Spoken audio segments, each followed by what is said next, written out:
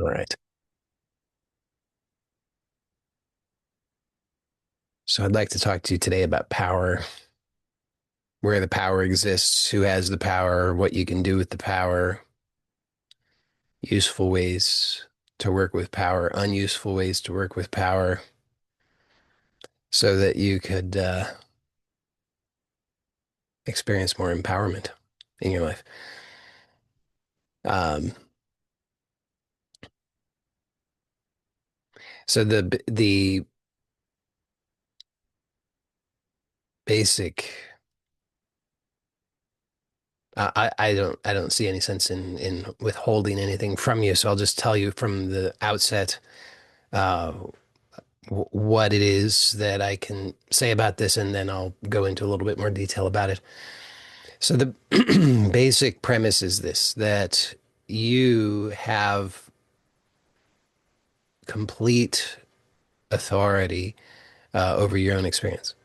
So that power exists completely within you. There is nothing outside of you that has any ability to control your experience. You are the only one. No external circumstances, no external people, nothing and nobody has any ability to control your experience. Only you do, which is good news. It's very good news because it means that you don't have to wait for anything outside of you to change. If you want your experience to change, you just need to become aware of what it is that you're doing within yourself to produce the experience that you already have that you would like to change. So that's the essence of that. And then the second piece of this is that what's happening within is if you observe your actual experience, you'll notice that there's a dynamic experience occurring in within you, and it's as if there were multiple parts of yourself which are exerting their various influences. And as long as those parts of you are not functioning within a harmonious or in a harmonious way, then you're going to experience a sense of conflict within yourself. So you won't experience complete satisfaction because if there's some part of you that wants A and there's some other part of you that wants B and there's some other part of you that wants C, and A, B, and C don't seem to be completely compatible, then no matter which one of those parts wins, you still lose because there'll be some part of you that is not satisfied. And so this is the second piece, is to understand how to work with that dynamic uh, within you. So two parts. The first part is to understand that you are the sole authority of when it comes to your experience, that nothing outside of you has the ability to control your experience. Second part is when you actually look at what's happening, how it is that your experience is created, then you'll start to see that there's as if there are parts of you which are not presently operating in a harmonious way. And that can account for a significant part of the dissatisfaction that you might experience. And all of this is good news because all of this means that you have the ability to make the changes that you want. And that's what I'd like to explore today. None of this is particularly new if you've been around, but what I found is that these are some of the major sticking points for people, and it's worth revisiting often because it seems like needs a lot of revisiting. Um, you know, maybe forget about this because society teaches us something different. Society teaches us you are a person, an object in an objective universe, and you are subject to all of these external influences, which are really vastly more powerful than you. And uh, therefore, you're more or less powerless as far as it goes. You've got a little bit of sway, but not too much. And so, a lot of the strategies that we have developed in our lives are a product of that conditioning. So, because that's and by the way, you may not consciously believe that. You may consciously have decided upon some other way of understanding things. And all the same, my proposal to you is that to the degree that you're not completely satisfied with your experience, or to the degree that you don't feel completely empowered, then there's still some of that conditioning operating, perhaps unconsciously, but it is influencing how it is that you act and perceive and therefore experience.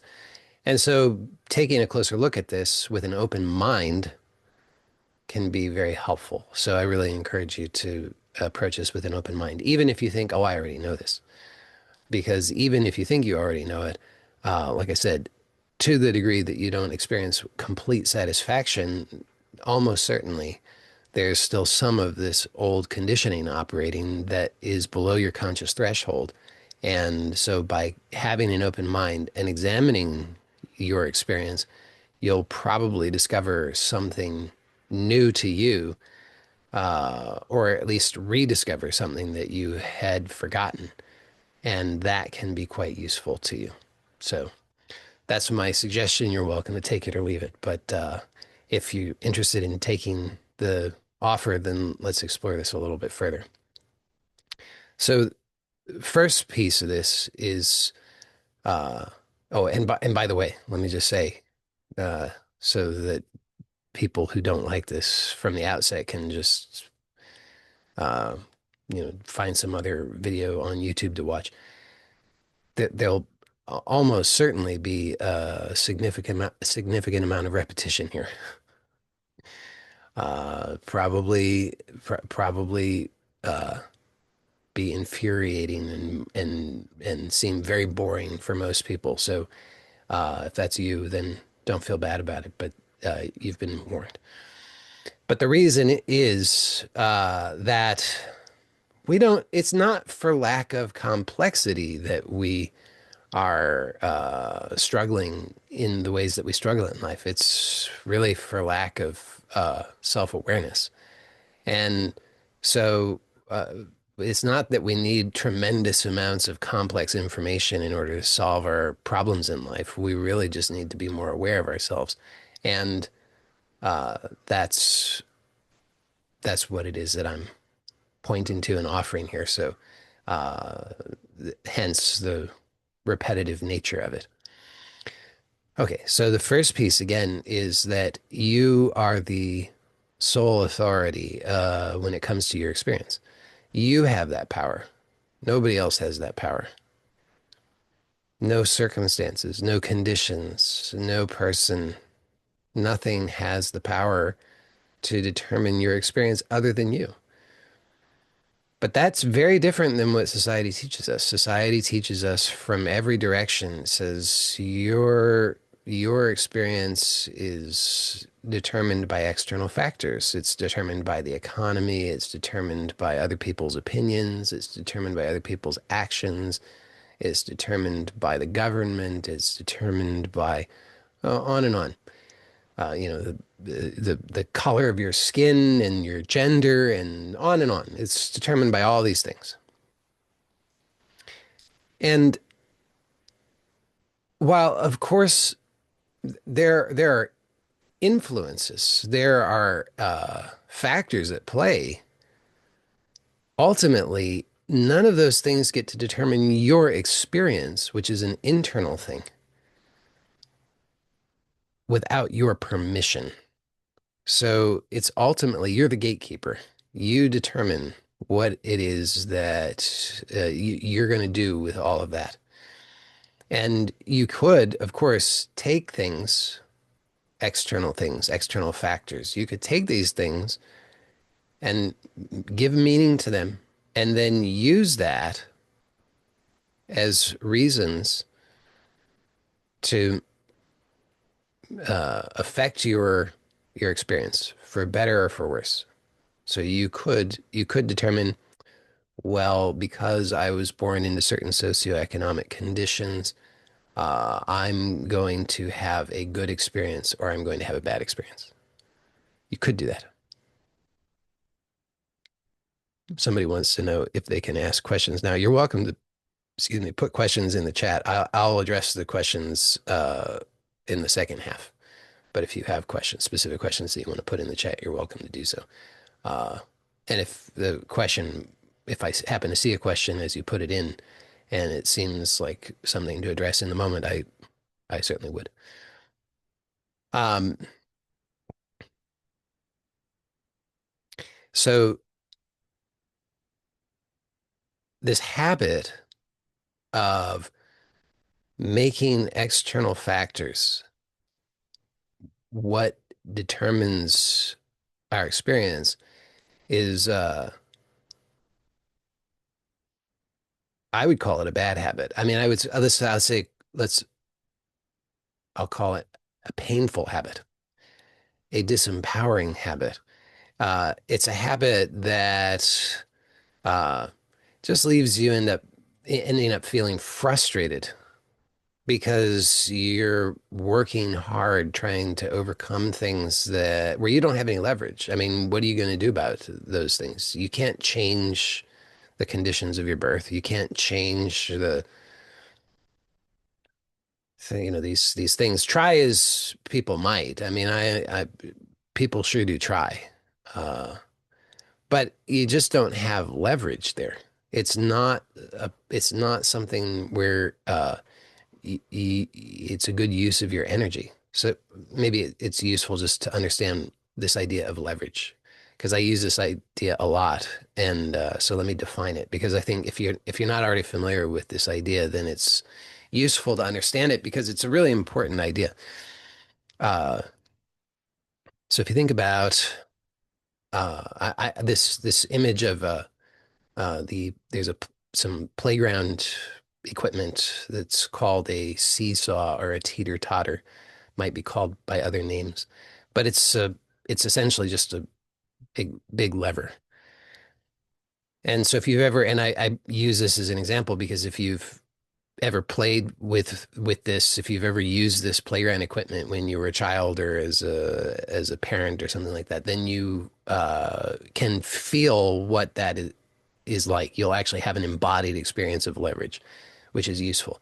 And if you have never had that experience, then you might think of some other experience of using a lever that you do have. So if you've used like a pry bar or something like that, then you have some experience of a lever.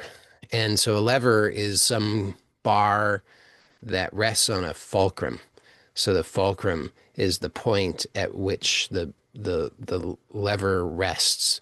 And depending on where the lever rests on the fulcrum, you have more or less leverage. So if you think about, again, the teeter-totter or the seesaw, the brilliance, if you will, of this playground equipment is that it allows for people of totally different sizes to be able to balance and to use this playground equipment. So if you have two people of the same weight, uh, then you would and you wanted to be able to use the teeter totter in order to just be able to teeter totter, then where one person goes up and the other person goes down, and then they go back and forth, then you would rest the seesaw right on at the midpoint on the fulcrum because then it's equal leverage for both sides. But if you have a smaller person and a larger person, then you would want to change where the seesaw rests on the fulcrum so that they have unequal leverage. You want the smaller person to have more leverage than the larger person in order to be able to use the seesaw. Now, of course, anybody who's ever used a seesaw with somebody who's somewhat of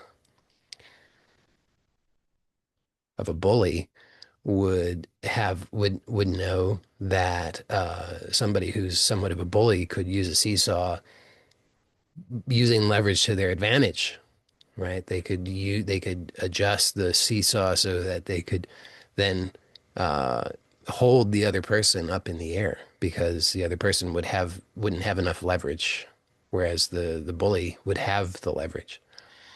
So leverage is a really important idea because if you're not working with leverage, if you're then you're working against leverage, or leverage is being used against you, or you're not taking advantage of leverage in your life, then you're squandering your power. So you're using your power. If you use your power without leverage, then you're just wasting it. Because if you're trying to change things that are virtually unchangeable, if you're insisting that the only way for you to have the experience that you want is to first change things that are outside of you, that are outside of your ability to exert leverage, then that's just a recipe for misery. But that's exactly what society teaches us to do. Society teaches us that we should get really upset and frustrated about all of these things, what other people think, how other people behave, the economy, and so forth. And that is just, like, as I already said, that's a recipe for disempowerment. But that's how most people are living. And just, but the good news is just because most people live that way doesn't mean that you need to live that way. The challenge there is because most people live that way, then it's there's not a lot of support for choosing empowerment because empowerment is so rare. It's very rare to meet a person who is genuinely empowered. So, and there's a kind of viciousness that comes out in people who are disempowered if they don't like uh, they don't like empowerment. So they can become very hostile toward empowerment, which is why this is where this caution of don't cast your pearls before swine is good advice. So there's no need to try and proselytize or convert other people. Let them, if they want to continue in their ways, that's their business. There's no need to tell them about the empowerment that you've discovered. If they ask, if they're curious, then you can, of course, tell them. But otherwise, people will just tend to be hostile. So, and that just ends up being, again, an unnecessary waste of energy and power. So, uh, I recommend that you just keep your focus on yourself. Just keep the attention on what's happening inside, what's happening within you, and then start to ask the question, if there's anything that you don't like, if there's any experience that is not optimal for you, then you could ask this question, well, what is it that I'm doing to create this experience, or how am I creating this experience? How am I creating this non-optimal experience or this experience that I don't like? Because now the thinking initially will be, and this is part of how it is that you create the experience that you don't like. The thinking is, well, it's not me that's creating it. It's these conditions. It's because uh, of how that person treated me. It's because of how other people think. It's because of uh, because I don't have good luck. It's because I don't have as much money as I need. It's because I was born with certain genetics. It's because of whatever reasons. On and on it goes.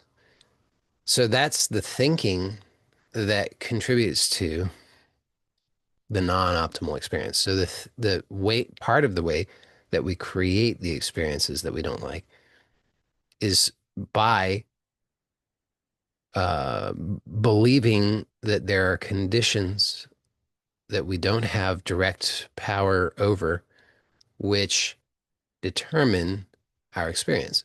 So we'll believe some story that we inherited. I mean, so this is it's an inherited story. You inherited it from society. Your parents taught you, your grandparents taught you, your teachers taught you, the television taught you, Facebook taught you, Instagram taught you. You learned these ways of perceiving, believing, thinking, and you became hypnotized. So you now that runs as this internal hypnosis, this programming that runs largely unconsciously, but you can make it conscious by slowing down, by being curious, but it's largely happening unconsciously.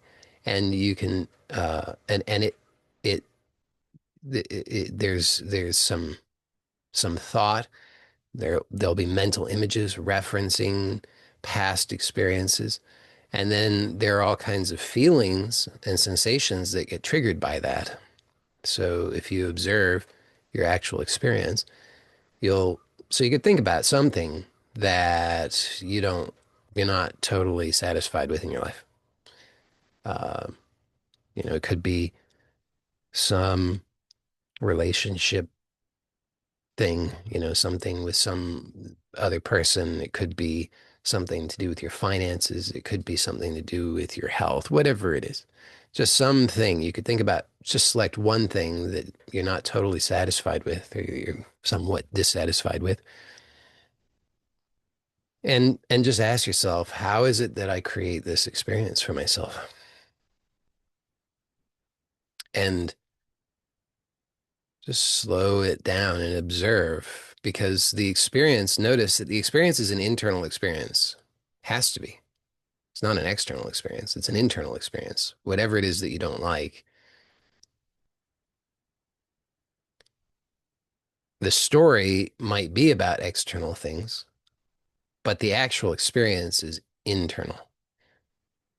So this is an important, useful distinction to make is that there's the story about it, which is usually fairly externalized, but the actual experience, what you're actually dealing with, what you're actually reacting to is internal. It's largely how you feel. Because if you think about it, if you didn't feel anything, you wouldn't care. It wouldn't bother you. So if there's something that you perceive as not optimal, it's because there's some feeling that you don't like. And then you give a name to that feeling, and then you give a story to that feeling. Uh, but if you slow it down enough, then you can observe that how did you produce that feeling? The feeling wasn't produced outside of you. The feeling is produced inside of you. A lot of the time we think, oh, the feeling just happened. Feeling didn't just happen. Feeling is a doing. So feeling is a process of some activity. There's a sequence of events that are occurring internally. So there's an internal process that produces this feeling state, we could say.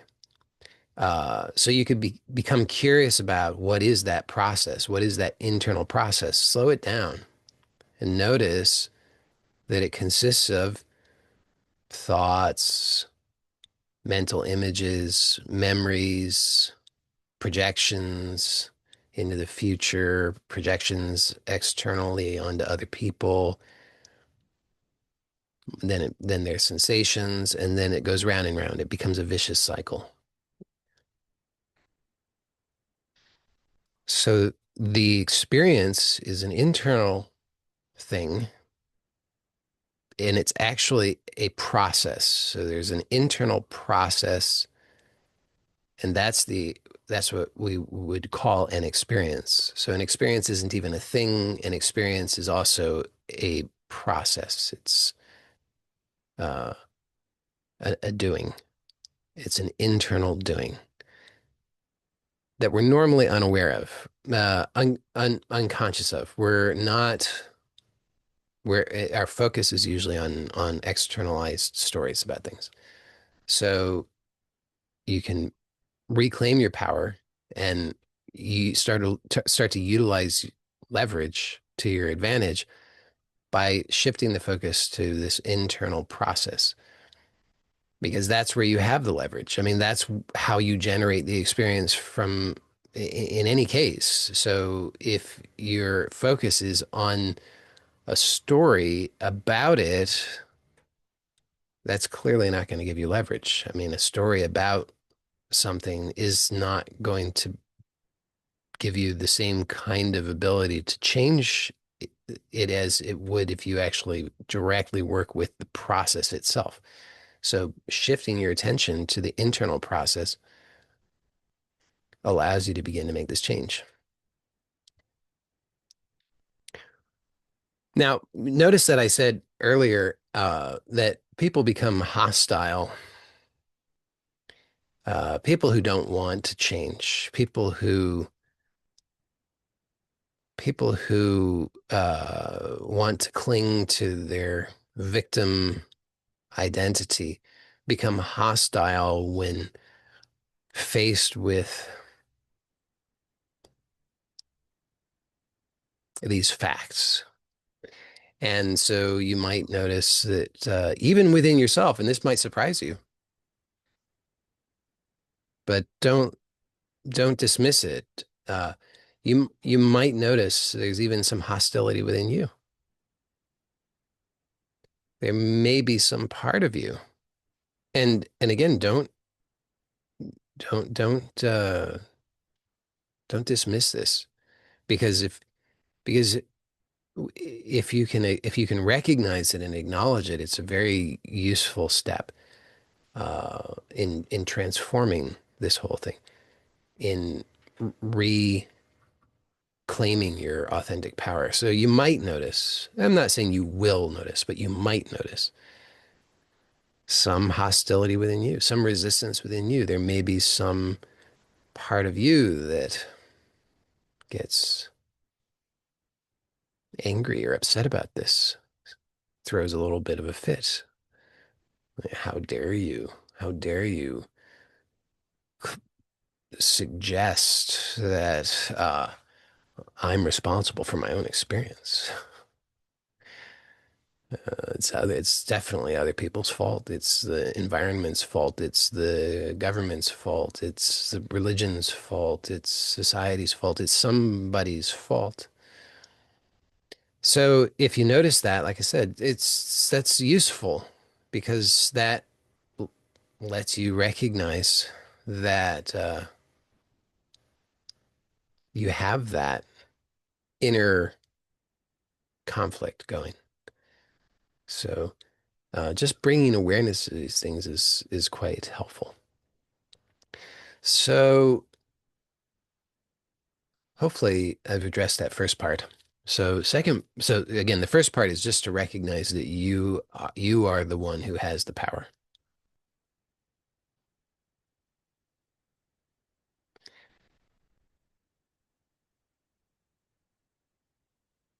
So second part is uh, to notice that within yourself, it's there are many parts. So it's it's not just a matter of there's not just one you. There are many yous. And you can notice that this is the case because from day to day, minute to minute, hour to hour, Things you have different opinions, different feelings, different wants, different desires. And sometimes, oftentimes, if you're really paying attention, you'll notice that there are competing desires in the same moment simultaneously. They're competing desires. So one part of you wants one thing and another part wants something else. So as long as you have these internal conflicts, then you're not using your power in the most efficient way. And in fact, as long as you have these internal conflicts and they're unconscious, uh, you'll have a tendency to uh, perceive yourself as a victim. You won't be able to understand why is it that you're feeling the way that you feel, that you have the experiences that you have. And so you'll most likely look for uh, someone or something to blame. And again, society will be very happy to support you in that way of thinking. So society will say, oh, yes, yes, that's right. You are a victim. And here, let's find the perpetrators, the bad ones who've done this to you, who are oppressing you and keeping you down and making you to suffer in all these terrible ways. And so uh so the first step again is just to acknowledge that you are the one who has the power. It's not outside of you. It and keep in mind that society, first of all, you will continue to probably to have these impulses to blame some external factors because that's the conditioning, that's the habit. So recognize that. And society is going to continue to try to influence you to blame external factors. I mean, after all, you don't need society's solutions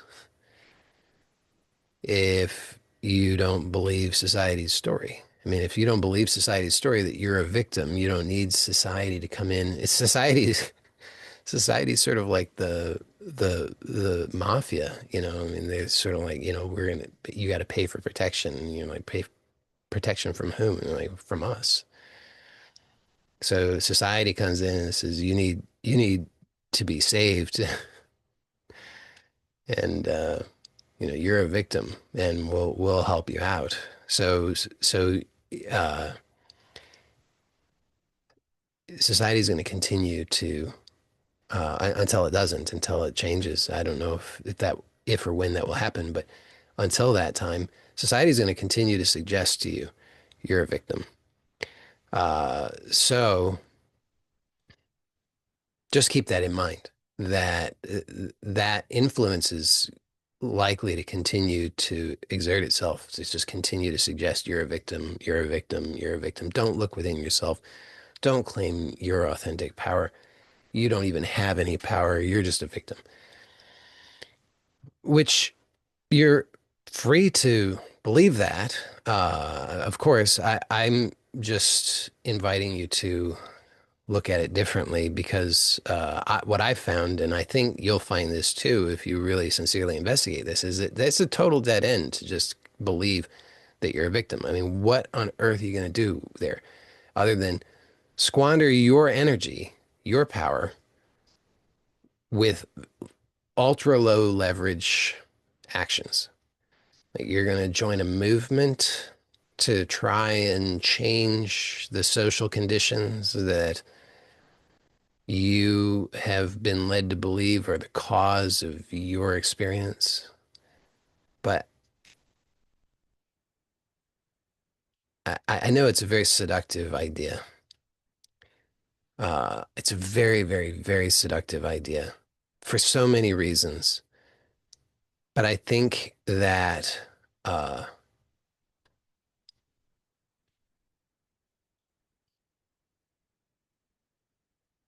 if you aren't totally satisfied, it's with your experience, it's really worth investigating what it is that I'm suggesting here, which is how could you more directly affect your own experience rather than going the indirect route where you don't have leverage.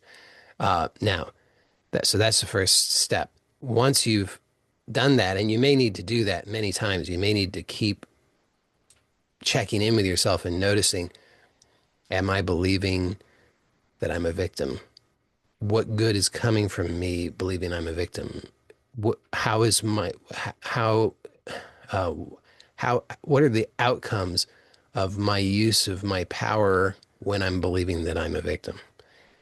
So it requires a lot of self-honesty. So this is why I'm really not suggesting anybody should believe me. I'm just proposing some things for you to investigate on your own. And I think that you'll come to the same conclusion that I have, which is if you investigate this, you'll probably realize when you actually look to what's actually happening, you'll probably realize that when you use your power in these indirect ways where you don't have leverage, the outcomes are not actually to your advantage. They, the outcomes are generally kind of a vicious cycle. So more of what you don't want instead of more of what you do want. Now, of course, you might find something different, but I think you would probably find what I have. So I'm just suggesting this is a possibility for you to investigate on your own.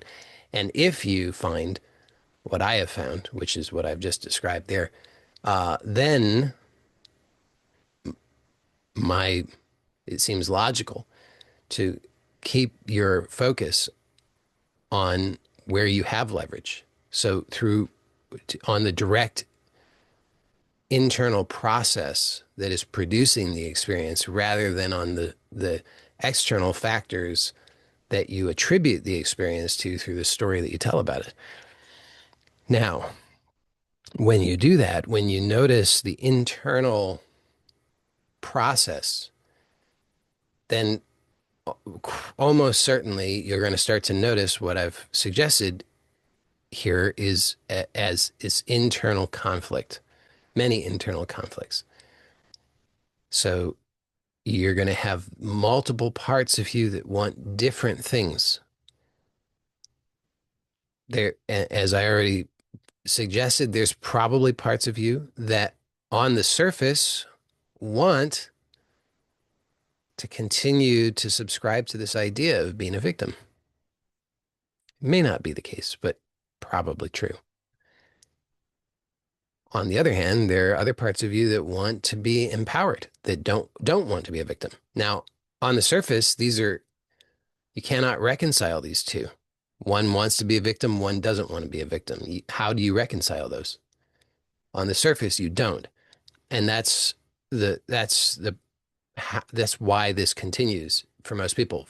Because, I mean, first of all, most people are unaware even that this inner conflict exists as an inner conflict.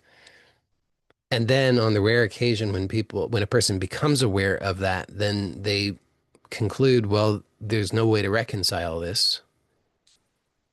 So they just stay stuck.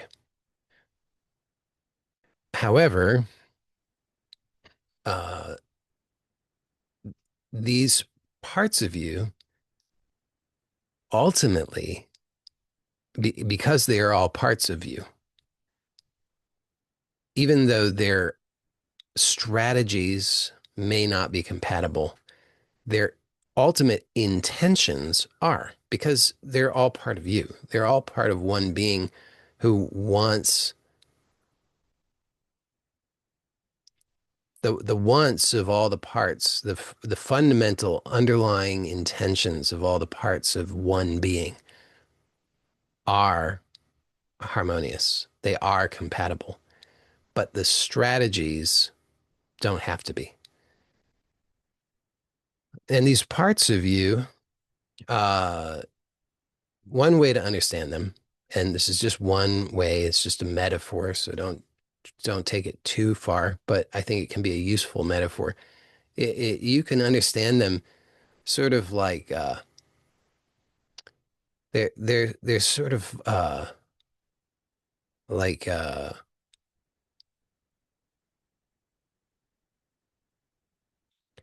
Trying to think of the best metaphor here.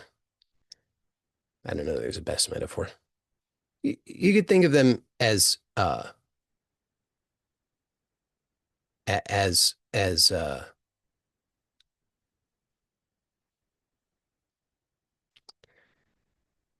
loyal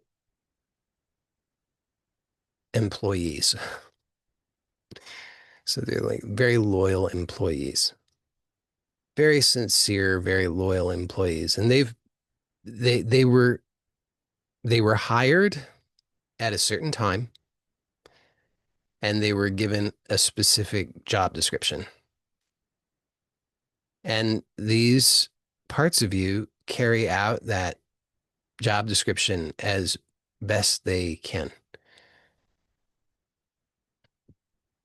So and these job descriptions were created based on whatever was available to you in that moment. So many of these parts of you were created when well, all of the parts of you were created when you were younger, some of them when you were very young. And so the job descriptions will reflect that. So if you were if in the moment when you quote unquote hired this employee, this part of yourself, and tasked it with something very specific, in that moment, what might have been the job description might have been seek revenge. I mean, because it was a very heated moment emotionally. And so you created this part of yourself and you tasked it with seek revenge. So that's the job description. But if you were to dig a little deeper, you would find out that the purpose of that is the actual underlying intention, maybe is something more like to feel safe. And underneath that is to experience peace. And maybe underneath that is to experience oneness. So so the actual intention, the real underlying intention in that hypothetical scenario is to experience oneness. But on the surface, the strategy is seek revenge. So this part then is carrying out this task, seeking revenge. But really because it wants oneness. Its real intention is oneness, but it's been tasked with, will seek out oneness through revenge. So it's seeking out revenge. And then you find yourself having these revenge thoughts in your life. This is one hypothetical scenario, just so you can maybe start to understand how this works. So this part of you maybe is seeking out revenge. Somebody, you perceive somebody has wronged you in some way, and this part is activated. Okay, get revenge. But then there's some other part of you that's like, oh, but why can't we all just get along? Yeah, I'm a peace-loving person. I don't want revenge. So now you got a conflict. One part of you says revenge, another part of you says peace. Well, that's troublesome on the surface. But again, if you dig a little deeper and you understand that this part of you that is tasked with revenge, again, this is hypothetical. If you understand that what it really is aiming at ultimately is oneness, well, would you say oneness and peace are compatible? Probably. So actually, these two parts aren't really incompatible at all. They're completely compatible, but just not at the level of strategy. At the level of strategy, the part says, give me revenge. So the problem only continues as long as all this remains unconscious, and it does remain unconscious for most of us most of the time, which is why most of us don't uh, experience much growth in these ways. We tend to actually layer on more and more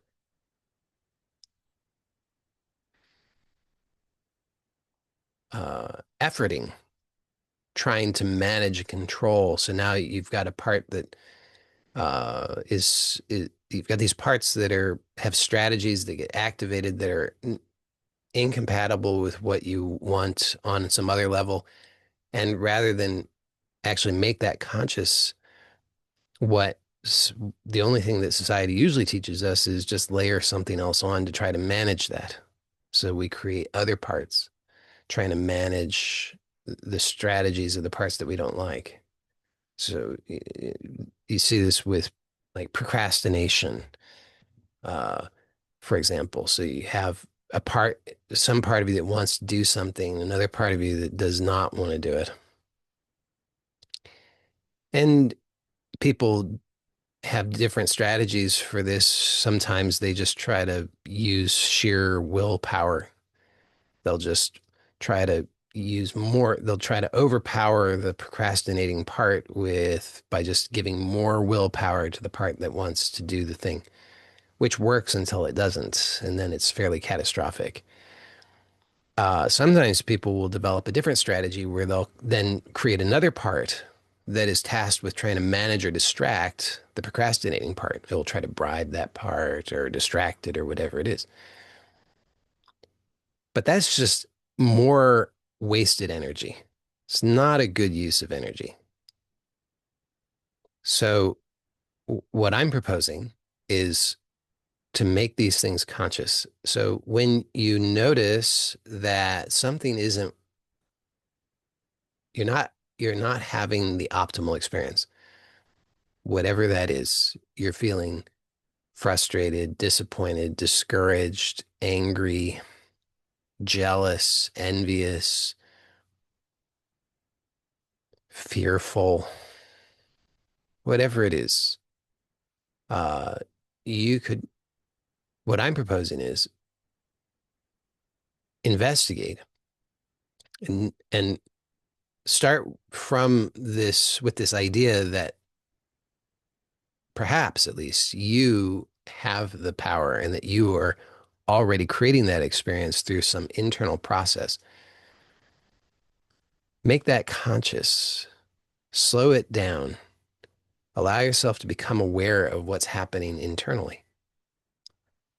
And then when you find that indeed there is some part of you that is creating this experience, that's thinking in these certain ways, to enacting these certain things internally, then notice that there's an internal conflict on there's a part of you that is doing that, and there's another part of you that doesn't like that at all, that doesn't want that at all.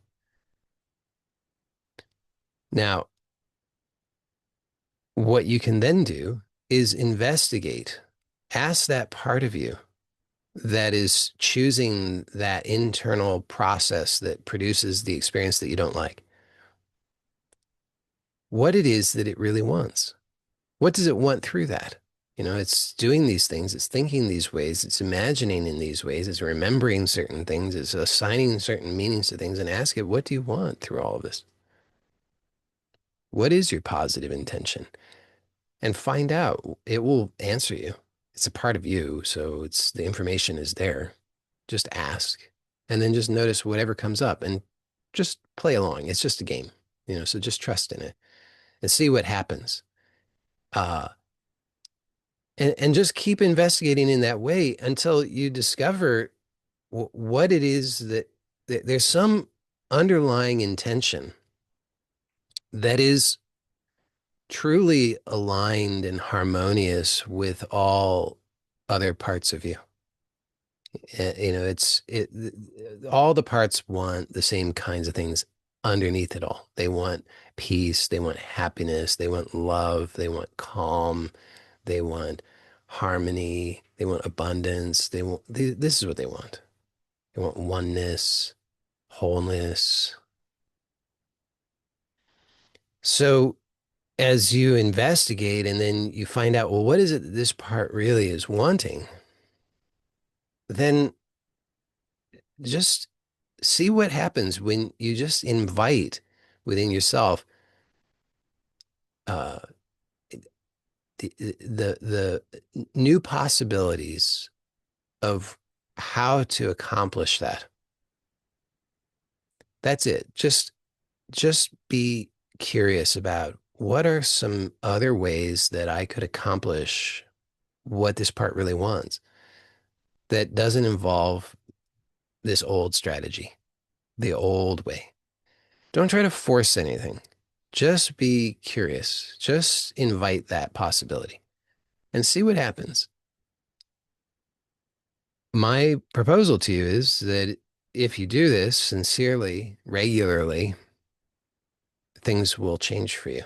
You will find that you're able to resolve inner conflicts more easily. That will allow you to more easily resolve outer conflicts. It will allow you to not even get into outer conflicts. It will allow you to just enjoy your life more. It will allow you to keep yourself focused on the things that do matter to you rather than getting sidelined by things that are not actually that important to you. Um, and it doesn't have to be any more complicated than what it is that I've just described. Maybe what I've described sounds complicated at first, but I think if you really investigate it, you'll come to discover it's really quite simple. It's just a matter of noticing that uh, you create your experience. You're in the habit in certain ways, not in all ways, but in certain ways, you're in the habit of believing or accepting that there's something else that determines your experience, and therefore you feel like a victim, and then that forms a vicious cycle. But actually, when you slow that down and observe, you'll notice that what's really happening is that there's some internal process that you've been unconsciously using to produce that internal experience. So the way that you feel is the result of what it is that you're doing internally. And the rest of it doesn't matter. That you think it matters, but it doesn't matter. The stories about what's happening externally really don't matter to you. What really matters to you is what you're experiencing internally. If you don't like the way you feel, then you might tell a whole story about it that says, so it's all about these external things and these people and circumstances. But really, ultimately, you actually are only bothered by the way you feel. And the way you feel is produced by an internal experience, or rather, an internal process. So when you slow that down, then you can start to notice that that's true, and then just just investigate. Ask yourself, what is it that I really want through this?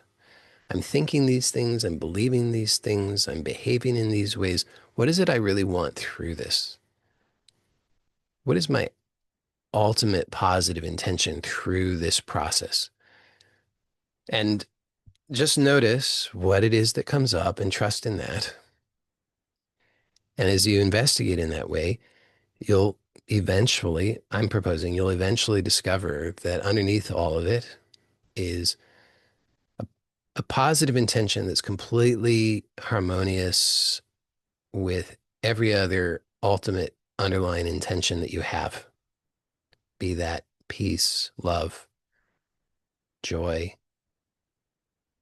harmony. And then just be curious. Just ask yourself, what might be some other ways that I could allow myself to satisfy this intention without resorting to the old strategy? And that's it. Now, most people aren't going to have patience for that.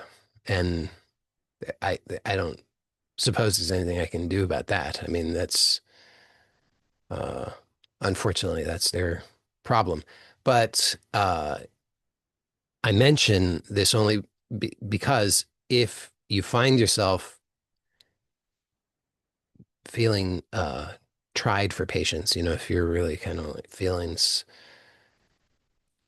having some challenges with being patient with this, then just know that that's probably not unusual. And I'm proposing that you'll be rewarded for your willingness to be patient. And also understand that you could apply exactly everything that I've said to the experience of impatience itself, because impatience is probably not an optimal experience. You probably don't experience that as optimal. So why would that be happening? Well, because there's some internal process that you're using in order to produce that experience for yourself. So you could slow that down, become aware of what that is, and then ask yourself, what is it that I'm wanting through this? And then just be curious, what's another way that I could achieve that? I mean, probably in most cases, I mean, the irony is in most cases, it could be different in different circumstances for different people. But in most cases, probably what most people want through patience is peace. I mean, rather through impatience is peace. They probably, most of the time, the actual intention is probably peace or something very close to that. I mean, it's like, well, if you just check in with yourself, if you are familiar with the experience of impatience, you could ask yourself, when I feel impatient, what is it that I'm really wanting through that? It's probably something like peace. And so then, and I say it's ironic because clearly the strategy of impatience is not particularly conducive to the experience of peace. So then you could ask yourself, assuming that what's really wanted is peace, you could ask yourself, well, what are some other ways that I might be able to achieve peace other than impatience? Well, I mean, maybe just choosing to just choosing peace, or maybe choosing patience instead. Slowing down is really helpful because when you slow down internally, then more choices become more accessible. If it's when it's sped up, then you really don't have any choice at all because it's completely unconscious and it's just going to be whatever you've already rehearsed. And if that's impatience, then guess what's going to show up? Impatience. But when you slow it down and you ask yourself, what is it I want through this? And if what you want through that is peace or happiness or whatever it might be, you could ask yourself, well, what might be some other way that I could achieve this that would not involve impatience? And that might help you to notice that actually there is a choice there. The impatience is just a choice to tense up and cause yourself to be miserable. And actually, there is another choice. You could just choose to let go. You could choose to relax. That is available when you choose to slow down. So that's really it. It's like I said, most people won't have the patience for this, but for those who do, I think you will find that this is incredibly empowering. It's very, very simple, and yet you can do this so easily all the time, anytime. You can do it when you're walking, when you're doing the dishes, if you're driving, you can do it anytime. So you don't even have to set aside a special time for it. Of course, you could set aside a special time for it, uh, but I'm making the point that it's so accessible. So you don't even need to create excuses why not to do it because you could just choose to explore this anytime. And I think that the more that you do, the more that you will benefit from it. And you'll find that it really is probably, it'll probably, you'll probably find that it is somewhat shocking how uh, useful this is. especially in comparison with what you might think about it from the outset. Because probably, given how non-special, non-flashy it is, uh, probably most people have judgments that, oh, well, that couldn't really be useful. It couldn't really be that special. It couldn't really be that helpful. Uh, but if you actually work with it, I think you would be very pleasantly surprised. So that's what I wanted to say about all of that. I'll address the questions that people have. If you have questions, you can put them in the chat. And for anybody who watches this on YouTube who does not already have access to the free uh, self-awareness course that I offer, I recommend that you get access to it. I mean, if you've sat through an hour of this, then you would definitely enjoy the self-awareness course. It's not nearly as long and very, very foundational and helpful. It will help you to slow things down. It will help you to be more self-aware. It will help you to be able to make all kinds of very useful changes to your experience and to experience far more empowerment in your life. Um, and you can get that for free at my website at joeyloud.com/SA. That's the letter S, the letter A for self-awareness. I'll put the link in the description on YouTube.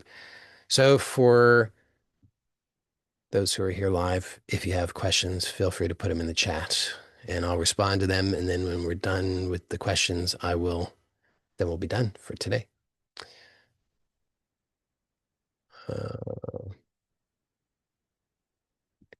All right. So uh, Annika has a question here.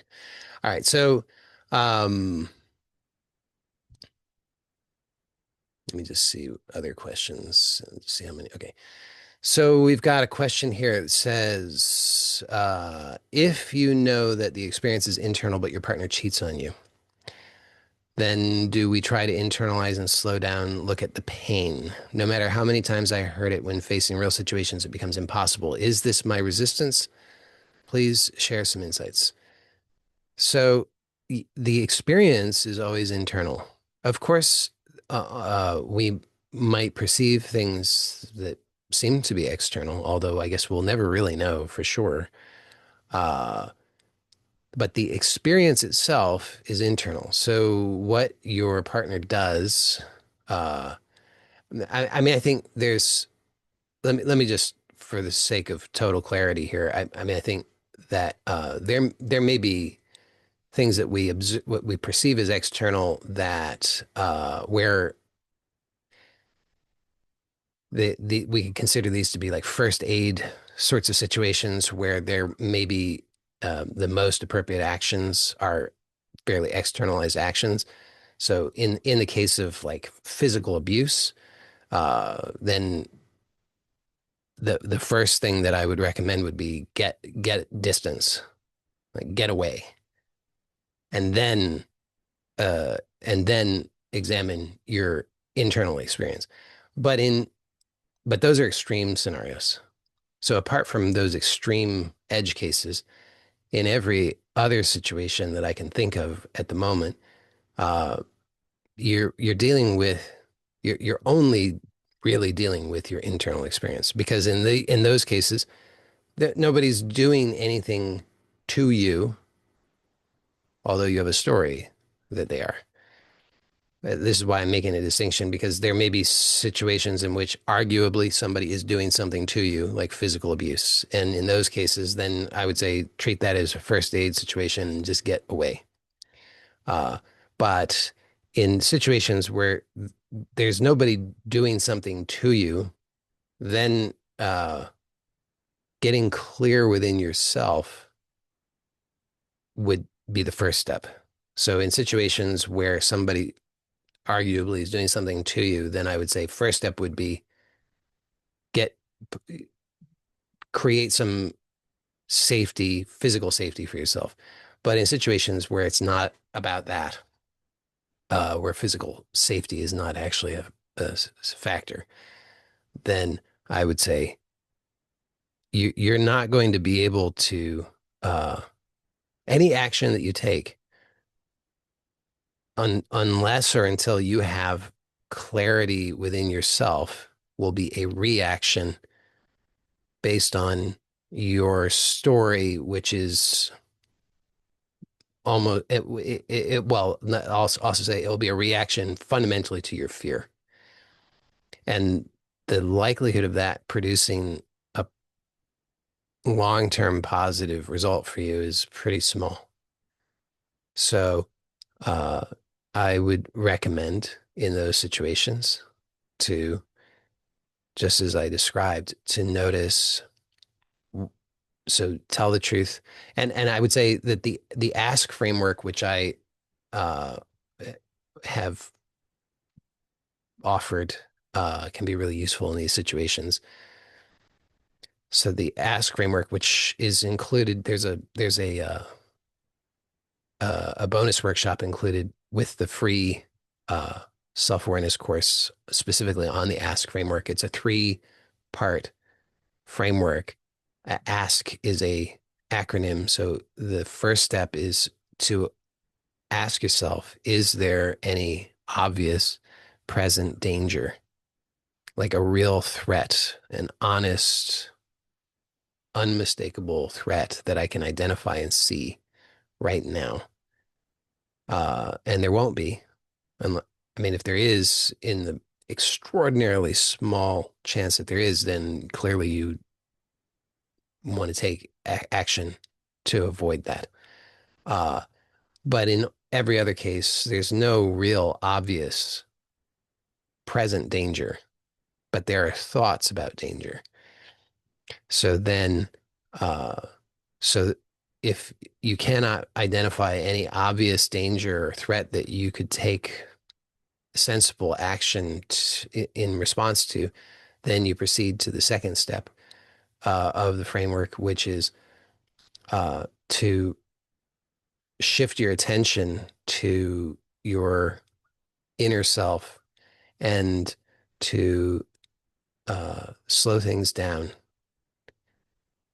And I recommend using breath awareness, or you could use the active relaxation method or any other method that allows you then to slow down internally and to shift your state to one of calm presence. Because until you are in a state of calm presence, then you're only going to be reacting to whatever it is that you're unconsciously or consciously perceiving is the threat. So so you say I mean, you didn't say this. You said, what uh, if your partner cheats on you?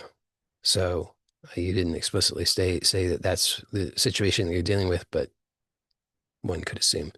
Uh, but hypothetically, if your partner cheated on you, then there's in the moment, in this moment right now, you can ask yourself, is there any, well, before that, just notice that the reaction that you have when you're perceiving that there's a problem, the reaction that you have is a fear response.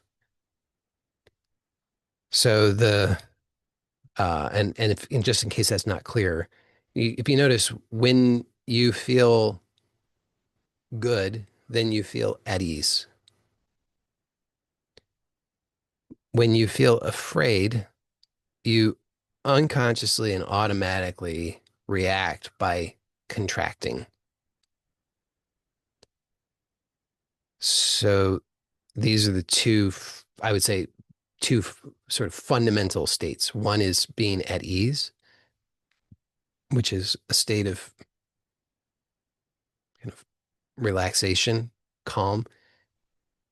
And then there's this state of fear, which is one of contraction. So as long as you're in that, and we might call that by different names at different times. We might call that anger. We might call it anxiety. We might call it stress. We call it by a lot of different names, but fundamentally, I would say that that's a fear, or if you prefer to call it just a stress response, we could call it a stress response. But but that stress state is um, one of contraction. So as long as you're in that state, then you're going to be reacting. So you can't, you're not able to see what's happening. You're only seeing your own uh, reactive, fear-based story. And then you're trying to relate to that. You're trying to figure out what do you do.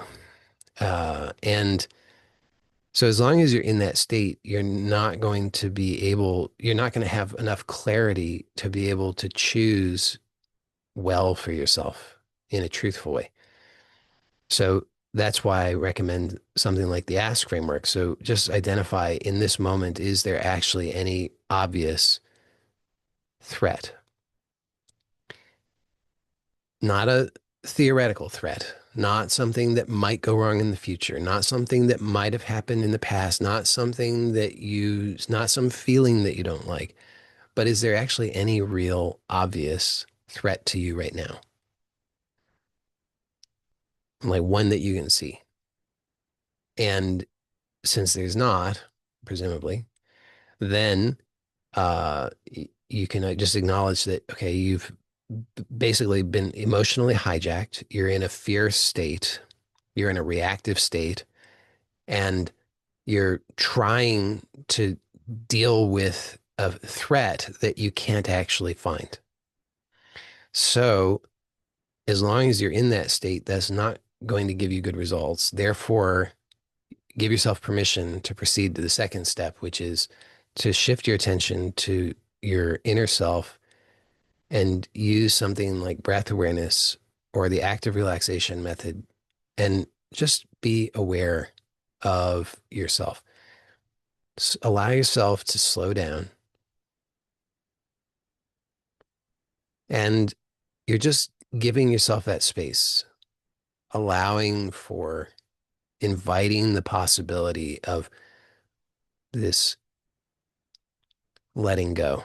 You can't force it. So this is not about forcing. Obviously, forcing would just be counterproductive, but it's allowing for that space, having that intention, allowing for it. And as you stay with this, and if you don't already have access to the self-awareness course, I recommend it because I have a guided audio in there that you could use that you might find helpful. A number of people have reported that they find that helpful. Uh, and as you stay with that, then in a matter of seconds or minutes, uh, you'll start to notice that you're you're able to experience more calm, more presence. So more things, more possibilities now are opening up for you. Because when you're in that fear state, then your your brain uh won't even let you recognize most of the options that are available.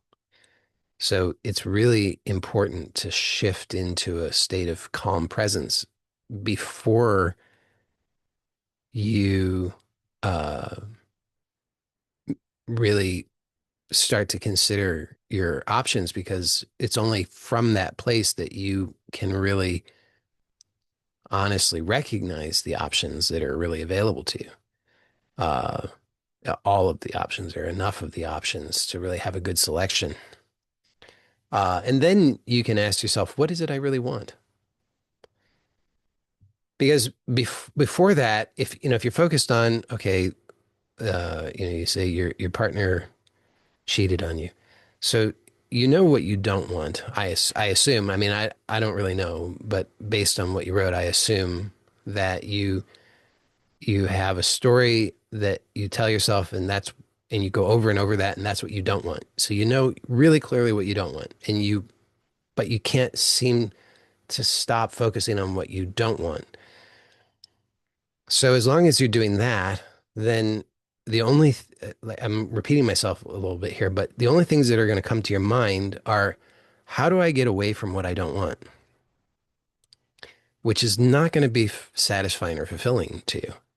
And because your attention just continues to go to what you don't want, what you don't want, what you don't want, what you don't want. No matter which way you turn, it's always fundamentally what you don't want. And so shifting, allowing yourself to shift into the state of calm presence is really important. And then you can ask yourself, what is it I do want? And maybe that will be really an easy answer. And maybe you'll be surprised to find out you're kind of stumped at first, because sometimes what happens is we're so focused on what we don't want for so long that when we actually get to a place where we can even consider what is it I do want, we're like, I don't know, gee whiz, you got me. Because all I know is what I don't want, because I've spent the last 20, 30, 40, 50, 60 years just focused on what I don't want and never really gave any honest consideration to what it is that I do want. Oftentimes, what we do want is just to get away from what we think what we want is just to get away from what we don't want. You know, we want we anyway. I don't want to elaborate too much there. Hopefully that's clear. So so only when you've allowed yourself to shift into that state of calm presence, then ask yourself, what is it I do want? And then consider what are your options for experiencing more of what you do want. Uh,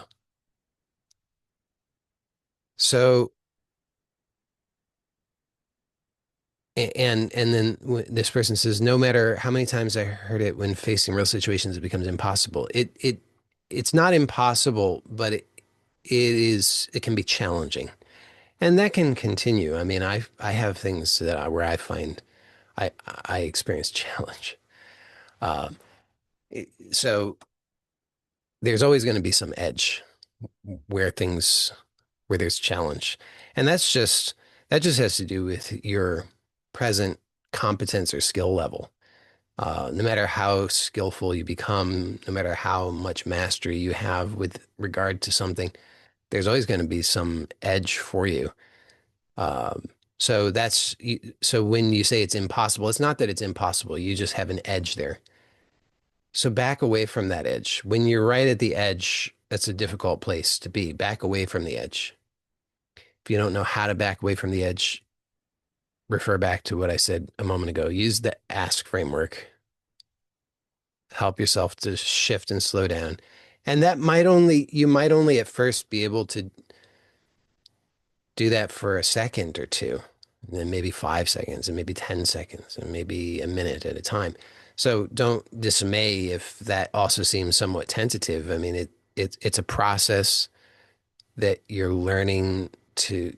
just learning to develop that skill. Uh, but it's really well worth working with, because the alternative is to continue in the same way, not developing that skill. And you know that that's painful. Uh, so even if this is challenging, it's really worth learning. And you say, is this my resistance? Well, it is. And you probably what I've said so far is enough. If it's not, you can let me know, and I could give you some other suggestions, but probably what I've already said would be sufficient to allow you to work with that.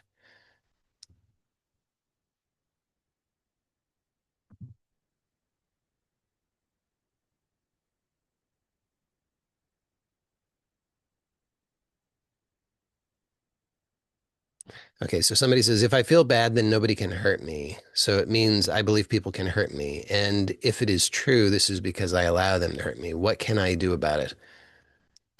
Yeah, so so the belief is, if I feel bad, then nobody can hurt me. So there's a part of you that chooses to feel bad so that people can't hurt you.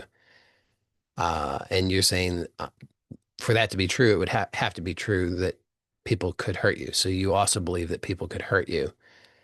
Uh, and um, And you're suggesting that that people could only hurt you if you allow them to hurt you. I agree with you. In other words, they can't hurt you, but you can hurt yourself, and then because you uh, imagine that they have that power. Um, so you want to know what you could do about it. Well, slow it down and notice how you do that. So, there's some way in which you imagine that they can hurt you. So you could just slow that down in your imagination. So you could imagine that situation in which that person or people does whatever they do that you imagine hurts you, and just slow it way down and notice that whatever that is doesn't hurt you. And again, just to be clear, I'm fairly certain in this particular case that you are already clear on this, but just for everybody else's sake, obviously, I'm not talking about what we're talking about here is uh, people hurting you through how they look at you or how they think or how they feel or things of that sort. We're not talking about physically hurting you. Um, because the caveat is, of course, if somebody's physically hurting you, then get away. Um, but if we're talking about emotionally hurting you or psychically hurting you or energetically hurting you, then in that case, just imagine whatever that is that they do. They look at you, they think something, they feel something, and then slow it way down and notice that at that instant in which they do whatever that thing is, you are not hurt. So them doing that thing doesn't hurt you. So then notice what happens next. And then what happens next. Because there's an internal process that is triggered by whatever they do. But whatever they do doesn't hurt you. It just triggers the internal process. And then that internal process is how you hurt yourself. So just slow it down and become aware of what that process is. That's one thing. And another thing is you can ask the part of you that chooses that what what it is that it wants through that. And then be curious about what is a different way that you could achieve that that doesn't involve you hurting yourself.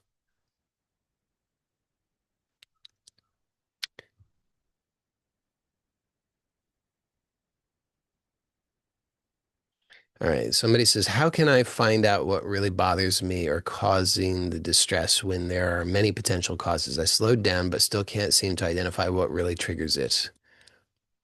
Uh, well, what's the context in which you're feeling bothered? If you can give me a little bit more information, I might be able to give you a more helpful response.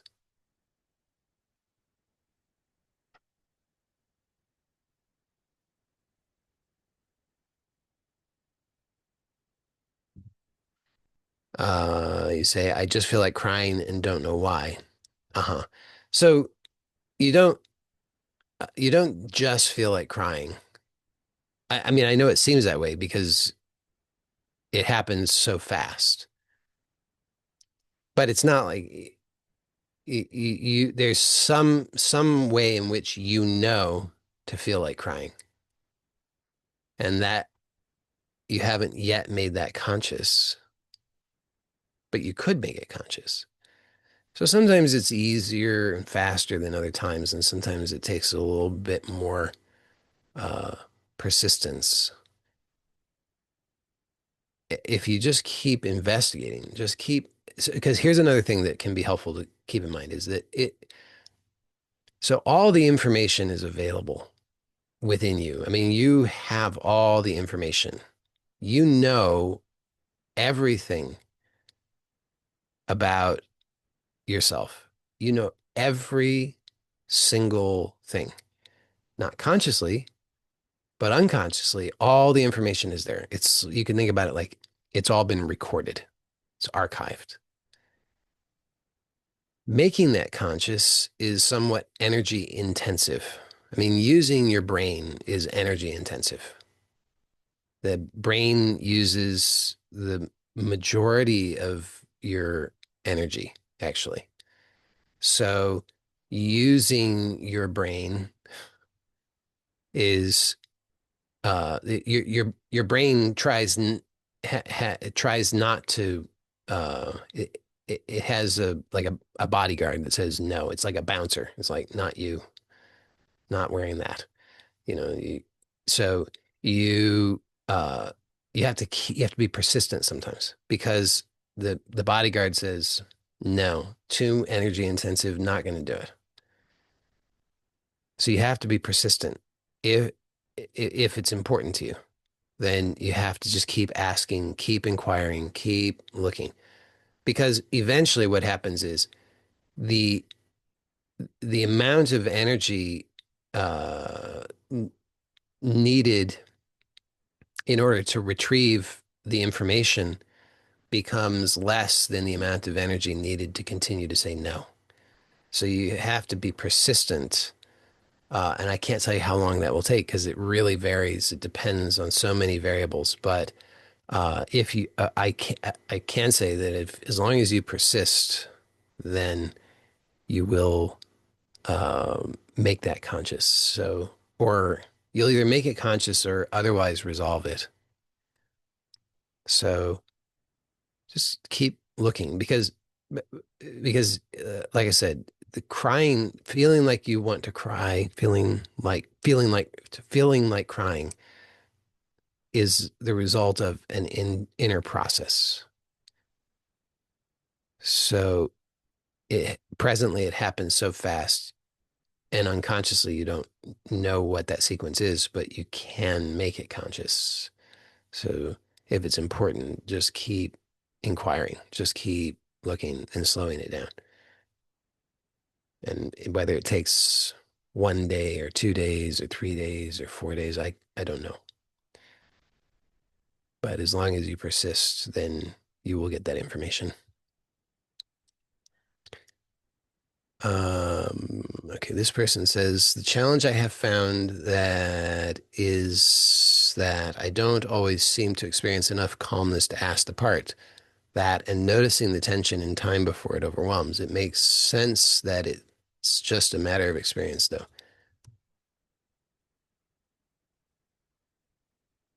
Well, noticing the tension in time is an interesting idea. Uh,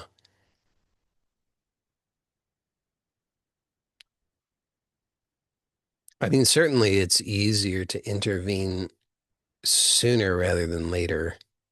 Uh, the some of the like the stress hormones that get released tend to be longer acting, and so you can have lingering effects once those stress hormones are released, and so it's uh, much easier if you can intervene before that happens.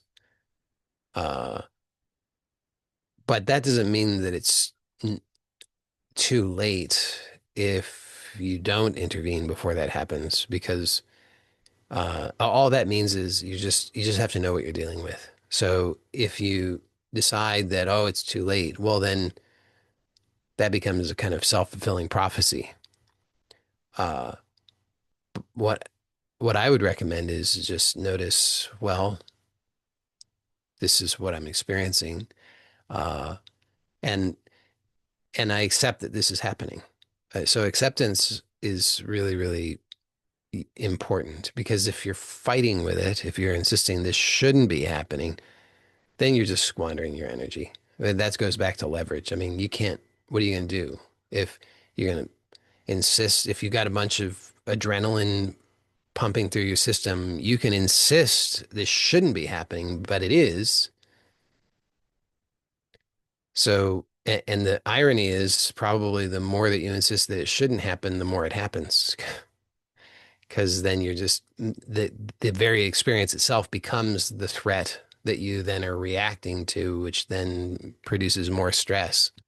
So acceptance is, I think, really essential if you want real change. So just accept whatever's happening. I accept that this is happening. I'm not going to fight with it. I'm not going to argue with it. I completely accept that this is what's happening.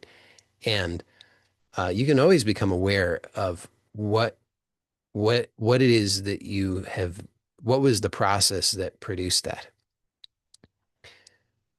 Granted, when you've got stress hormones in your system, it does add an added challenge. I understand that, but it doesn't make it impossible.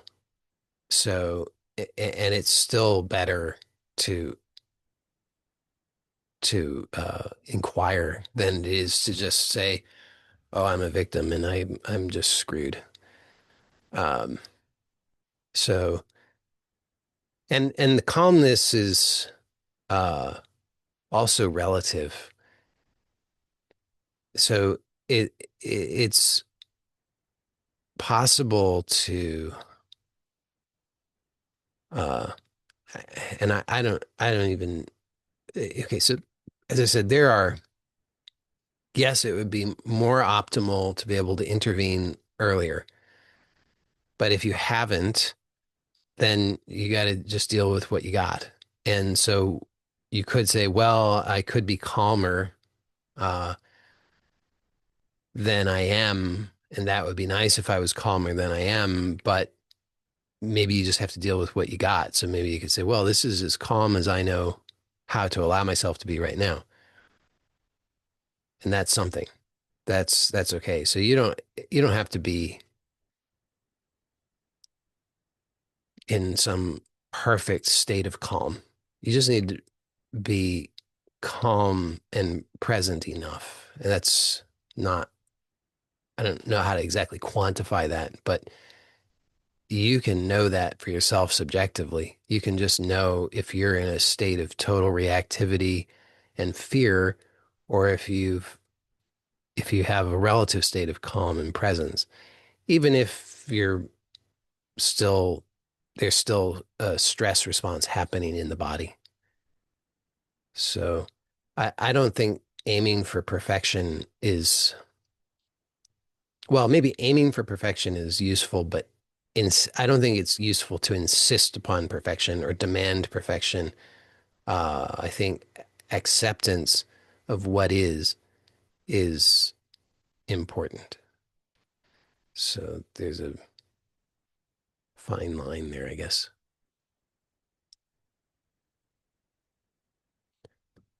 All right. Guess that's all for today. Did I answer all of them? Did I respond to all of them? I think so. Yeah. Oh, there's one more here. This person says, "I get what you're saying. How does the Hindu concept of Leela play into what you're saying? Is if this is off topic, please leave it." Uh,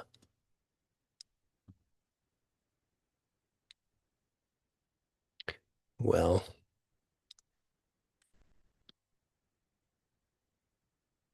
it's an interesting question.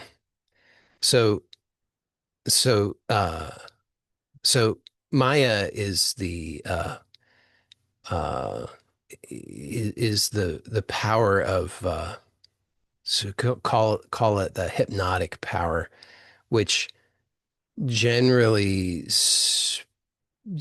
well, kind of has a somewhat negative connotation. Uh, it's not entirely negative, but let's just say because it's quite amazing. Uh, there's a slightly negative connotation in as much as if there's suffering involved, then there's when one is fully hypnotized, there's not much they can do about it. Uh, Leela is that is the same energy, uh, but maybe slightly more positive connotation. So Leela is the dance, the divine dance. Uh, so both Maya and Leela are um, they're aspects of the same intelligence, the same energy. It's the fundamental creative power. It's what gives rise to all of creation. It is what creation is. It's what allows for experience. It is experience. And so I could say that th in some sense, what I've described today is about uh, making that shift in your perception from Maya to Leela, to from being the victim of the hypnotic power to being the dancer, the one who is dancing, the one who is empowered to enjoy life.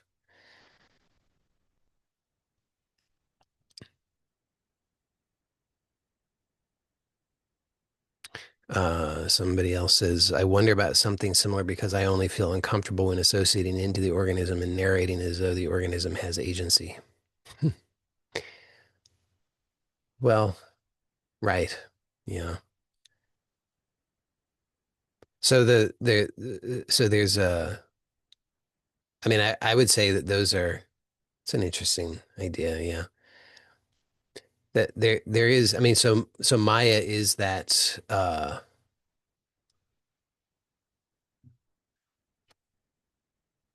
you say associating into.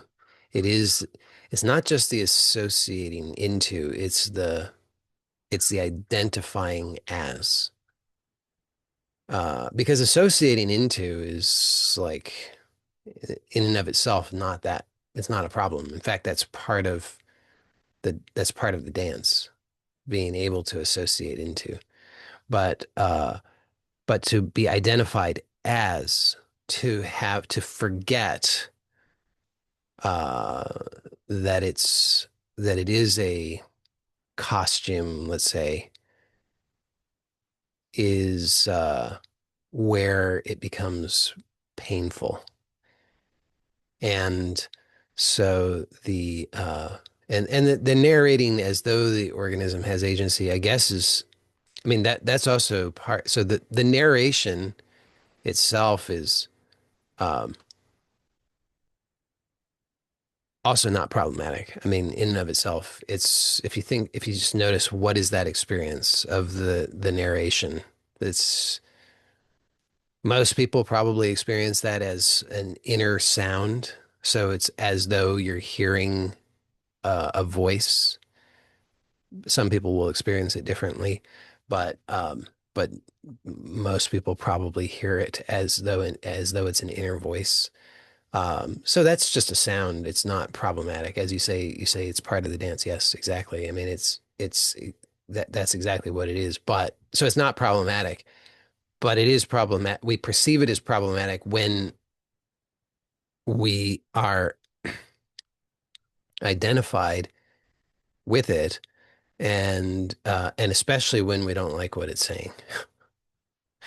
I mean, if you identify as, this is my voice, this is the truth, and it's telling me, you're a terrible, damned human being, and nothing's ever going to work out for you, and everybody hates you, and you have the worst luck, and it's never going to turn around for you. It's like, wow, whew, this is going to be a rough ride, right?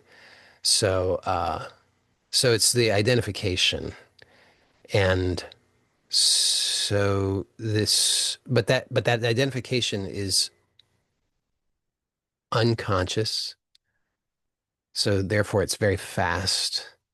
And if you slow it down, which is what I'm really advocating for here, if you just slow it down, then you start to notice that it's just, I'm just hearing this inner voice. I don't know what this voice is. I don't know this voice has any particular authority. And if you really slow it down enough, you don't even know what any of it means. I mean, if you slow down the words, the sounds enough, it really falls apart. And when you slow it down all enough, then you're just here uh, amid all of this activity as the animating essence of all of this activity, but it's none of it defines you.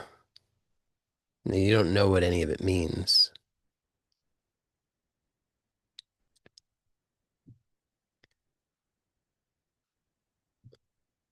Somebody wants to know, do you hold any retreats in the US? No,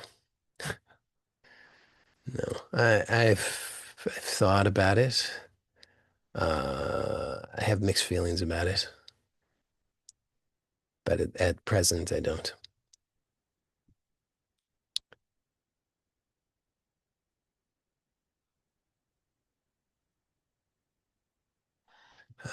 This person says, I experienced the identifying the source of the pain and sitting with it as absorbing it. Yeah, okay.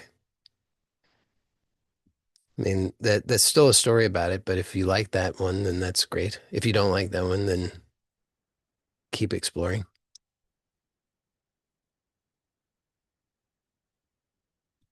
This person says, I hope I'll be able to experience the identification of the costume someday and know what I truly am. Well, you know what you truly are if before you think about it. I mean, just notice right now, before the next thought.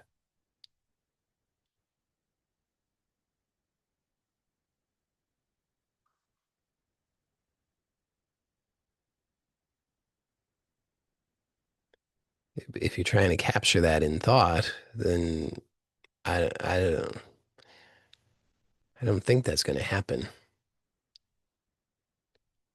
So the thoughts are divisive. The thoughts, and it doesn't mean they're bad, but just notice that's the nature of thought is that it divides. Before the thought, there's whole. Oh, it's already whole. There's only wholeness. That's what's here. But as soon as you try to think about it, then you're trying to get outside of it and then capture it somehow. That's not going to work. All that you can do is you can just sort of move over to one part of wholeness and then try and say something about another part of wholeness. But you're just grasping at air. So it's a futile activity. Uh, so the idea of knowing, you say, knowing what I truly am, that that's something that doesn't take place in thought. The knowing doesn't take place in thought. So if you're trying to capture it in thought, you'll almost certainly come up empty-handed. But if you don't try to grasp it with thought, then it's already here. It's already clear. So if you slow down enough, that's what happens. I mean, if you just slow down